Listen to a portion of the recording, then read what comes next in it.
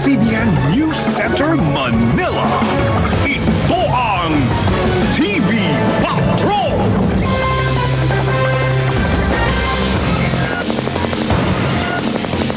Magandang gabi, Pilipinas! Kami ang mga patrol ng Pilipino. Nagbabalita at naglilingkod sa inyo saan man sa mundo. Sugatan ang 71 tao, karamihan ng mga estudyante, matapos ang malakas na pagsabog sa isang kolehiyo ng Subic kagabi. Bote na puno ng pulbura ang sinasabing punot dulo ng naturang pagsabog. Ito'y bahagi daw ng special effects para sa taunang cheer dance competition ng paaralan. Nagpapatrol, Dolan Castro. Abala ang lahat ng mga estudyante ng kolehiyo ng Subic sa pagkatanghal para sa kanilang cheering squad competition alas 7:40 kagabi. Dumating ang mga residente para manood. Sa bidyong ito, kitang-kita na normal naman ang sitwasyon. Lahat nakatutok sa kompetisyon. Kapansin-pansin din naman na habang nagkasayaw ang mga mag-aaral, may mga fireworks din na pinapaputok sa gilid. Pero mas kapansin-pansin dito ang lalaking ito na kinilala sa pangalang Bong na isa sa punong abala sa cheering squad competition. Makailang beses siyang nagpaikot-ikot sa dance floor. Dala umano niya ang isang boteng bahagi raw ng fireworks. Ilang sandali pa, isang malakas na pagsabog ang narinig. Tuloy pa rin ang pagkatanghal, lalo di na napansin ng mga mag-aaral ang pagsabog. Halos di rin nila napansin may mga sugat na pala sila. Nakita namin may mga kalat-kalat na laman. Tapos akala namin prutas lang, kuya. Tapos pagtingin namin may balahibo. Yun, natakot namin.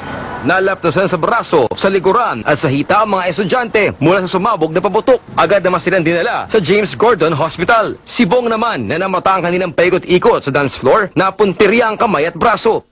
Dito na nga po sa lugar na ito, sa likurang bahagi po ng covered court na ito ng Barangay Asin ng Poblasyon, naganap nga po yung malakas na pagsabog. Ayon po sa mga testigo, tangan-tangan ng biktimang lalaki, ito nga pong boteng punong-puno ng pulbra na aksidente namang nadikitan ng katol na may sinde na naging hudyat naman ng malakas na pagsabog. Itinataktak niya sa lupa, uusok yun ang props nila na papaganda sa sayaw nila doon. Sumabog yung bote dahil inabot ng apoy sa loob. Pero para sa nagsilbing videographer ng kompetisyon na si Barangay Captain Josiah Huerta, walang foul play na nangyari. Nireview ko yung video tapos nakita ko talaga purely mishandling na nung kanilang fireworks. Habang nagkapagaling naman ang mga nabiktima, tuloy naman ang investigasyon kung sino dapat managot sa pagkasugat ng 56 na biktima. Dolan Castro, Patrol ng Pilipino. Iniimbestigahan ng mga pulis kung sino ang dapat managot sa pagsabog sa kolehiyo ng Subic. Irekomenda ng PNP ang pagbawal sa mga paputok sa mga pampublikong lugar. At live mula sa Subic, Zambales, nagpapatrol si Atom Araulio. Atom? Ted, labis ay kinabigla ng mga guro at estudyante ng kolehiyo ng San Juan ang naganap na pagsabog kagabi sa gitna ng kanilang taunang cheer dance competition. Pagamat iginit ng school administration na aksidente lang lahat, etong PNP ay tinitingnan pa rin kung meron bang dapat managot sa naganap na insidente. Kalahating kahon ng paputok ang naipon ng mga pulis sa covered court kung saan idinaos ang cheer dance competition ng mga estudyante kagabi. Karaniwan na raw itong ginagamit ng mga kalahok bilang special effects sa kanilang pagtatanghal. Sa isang plastic bag, nakasalansan ang pinapirasong kamay ng isang choreographer na direktang nasabugan ng paputok. Hindi pa tapos ang investigasyon ng mga pulis sa insidente, pero pinag-aaralan na raw nila kung may pananagutan ng administrasyon ng eskwelahan. Mga teacher na mga guro at director sa school na gumawa yung organisasyon na yan, sabi ko, isama sa investigation para malaman natin kung saan yung negligence dyan. Kansilado na ngayon ang isang linggong pagdiriwang ng kolehiyo sa kanilang Foundation Day. Aminado ang school admin na hindi sila naghihigpit sa paggamit ng paputok sa cheer dance competition sa nakaraang mga taon. I was confident, sir, na walang mangyayaring untoward incident. It's a lesson learned for all of us. Ayaw po namin mangyari ito and we don't want this accident to happen again. Dahil sa aksidente, irerekomenda ng PNP na ipagbawal na ang mga paputok di lamang sa mga eskwelahan, kundi sa lahat ng pampublikong lugar sa bayan ng Subic. Pag-aaralan daw ito ng lokal na pamahalaan.